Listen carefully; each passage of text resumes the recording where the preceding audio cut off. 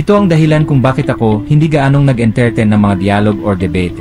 Nakikita ko kasi ang napakaraming tao, lalo na sa social media, na nagkapabalik-balik sa mga talata ng Biblia, na may mga argumento na para sa kanila ay tama.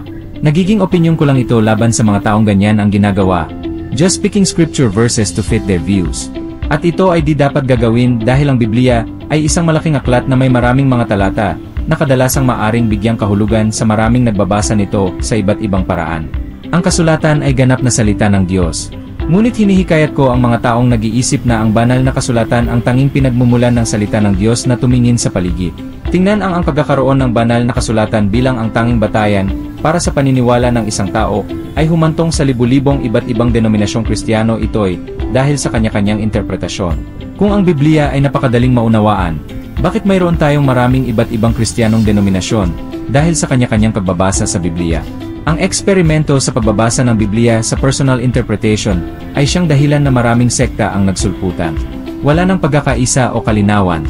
Malinaw na kailangan natin ng ilang uri ng awtoridad para tulungan tayong maunawaan kung ano ang ibig sabihin ng Biblia. Sa simbahang Katoliko, may tinatawag tayong tradisyon. At dito sa simbahang Katolika, kahit libu-libong kaon na nakatayo mula itong itinatag ni Kristo, ay hindi ito nagkahiwa-hiwalay at palaging mayroong magkakaugnay na pagtuturo upang tulungan tayong maunawaan ang kasulatan. Kung ako ang humahatol para sa aking sarili kung ano ang ibig sabihin ng kasulatan, iyan po ay isang mapanganib dahil pwede po tayong magiging mali sa interpretasyon. Kailangan nating malaman ang kasulatan dahil ang kamangmangan sa kasulatan ay kamangmangan kay Kristo. Kaya ang pabalik-balik na pagbabasa ng mga bersikulo at kapitulo ay hindi magbunga ng totong pag-unawa kung wala tayong gabay na nagmumula sa awtoridad ng simbahan upang natulungan tayong maunawaan kung ano talaga ang kahulugan ng Biblia.